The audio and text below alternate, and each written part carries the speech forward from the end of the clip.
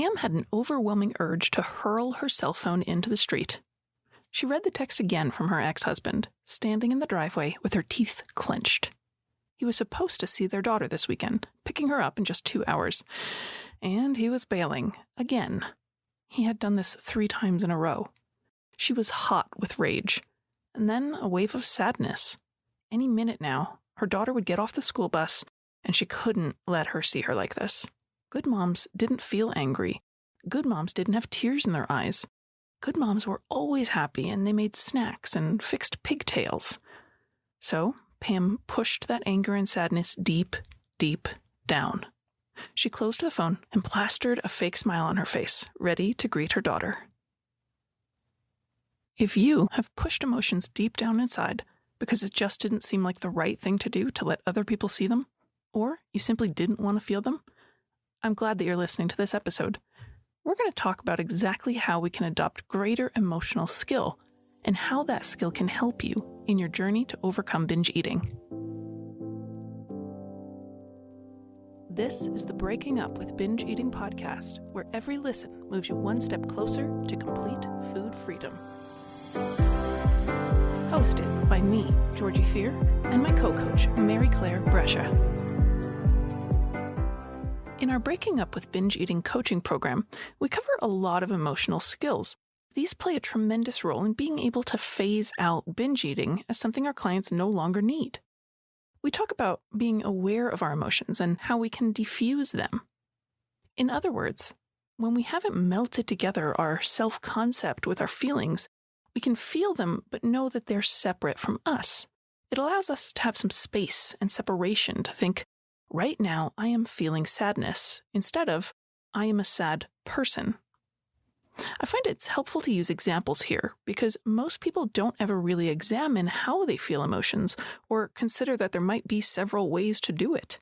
We just kind of feel things the way we always felt them, right? A moment ago, I used the word defusing from a feeling.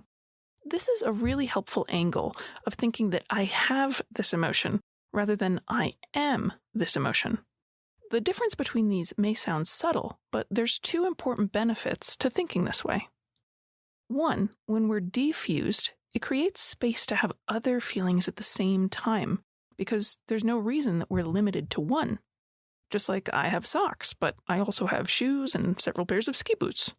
It invites us to acknowledge that we can be sad at the same time that we're happy and relieved and worried. If we let ourselves really sink into one feeling and focus on it, we might miss out on other things that we're feeling too. Secondly, when we say, I am an emotion, this phrase invites a sense of permanence, or at least that the feeling is going to be around for a long while. But the truth is, we might only feel that way for a short period of time, and especially if we choose to not dwell or ruminate on it, the heavy feeling might be gone in a matter of minutes.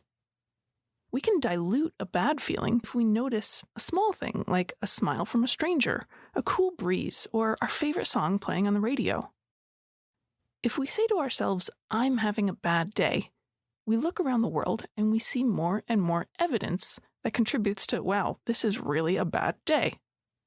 However, if you think, well, this is just a difficult moment, instead of, I'm having a bad day, you might notice that the next moment something pleasant happens, or that you luck out in some small way. It keeps you from feeling down in the dumps for however many hours are left in the day to not label the whole thing as bad. To recap those last 2 points, take a stab at letting yourself feel multiple feelings at any given time, and think of each emotion as something you have just for now. Feelings will rise and fall and disappear like waves. They're transient and always changing. You aren't limited to one, and it's definitely not part of you forever. Okay, on to the next emotional skill. In the Breaking Up with Binge Eating curriculum, right after defusing, we add the tool of being able to accept our emotions. This is essentially the opposite of rejecting or invalidating our feelings. Rejecting our feelings is often silent and unconscious. It takes the form of pushing things down, suppressing them with food, alcohol, or constant stimuli from electronic devices. Rejecting feelings can also come in the form of denial, such as someone who's crying, saying that nothing is wrong, or someone who clearly looks angry saying they don't mind at all that you went over their head at the office. I'm not talking about lying per se, but that we actually often try and deceive ourselves into not feeling let down or angry. So emotional rejection is one of the things we want to replace with acceptance. The other emotional pattern that we want to shift into acceptance over the course of our program is invalidating our feelings. We do this by saying that our emotion isn't reasonable or justified, and therefore we shouldn't have it. I hear my clients invalidate their feelings frequently. Often they use the word should or stupid, the latter of which really makes me wince. It often sounds like this. I shouldn't be mad. It's so stupid to care about this. I shouldn't be enjoying myself. Invalidating emotion is something parents unknowingly do to their kids and friends do to friends. Wanting to help cheer someone up or reassure them can easily cross into invalidating what someone's feeling at this moment. One of the coaching skills that I work on continually is letting people have their emotions for a reasonable length of time and letting them emerge at their own pace. In some ways, it's a natural instinct to want to protect other people from feeling uncomfortable, but it doesn't help in the long run. Accepting that all people's emotions are real and valid sets the stage for most adaptively handling them and navigating life. It goes for other people, and it also goes for us. If you can let someone else just feel the way they feel, you stand a better chance at letting yourself just feel the way you feel. Emotional acceptance doesn't mean you have to be completely passive and take no action. Letting yourself feel the way you do doesn't mean you can't try to help yourself feel better or invite in some positive experiences. It doesn't mean you love what's going on, but you're admitting, hey, this is how it is, at least right now. As I said earlier, we can have multiple feelings at the same time, so you can accept your pain while doing some things to create feelings of comfort.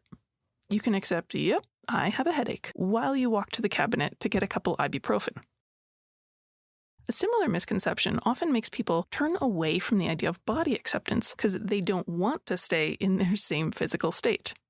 If acceptance means staying the same, they figure, nah, I'm not accepting this body, I want it to be healthier and more shapely. But the same truth can be found in body acceptance as emotional acceptance. You can accept how things are right now and still take care of your body, just like you can accept your feelings right now and still do things to help yourself feel better. Here's an example of a fictional character who ties it all together. Kelly's mom recently passed away, and Kelly is filled with grief and sorrow. She allows herself to cry, and she's honest with her friends. When they ask how she's doing, she says some days it's easier and some days it's achingly hard. She finds spending time with her sister or husband helps her feel better and less alone, so she makes more effort to go places with them and not isolate herself. She knows her mental health is better when she exercises, but running just feels like too much right now, so she decides to take a walk every evening. She knows in time she'll get back to running and that this grief will not be so intense forever, but she doesn't need to rush herself. Can you see how Kelly is accepting her feelings and allowing them while still taking actions to help herself? That's the whole idea. Here's what our clients had to say when we went over this example in the group.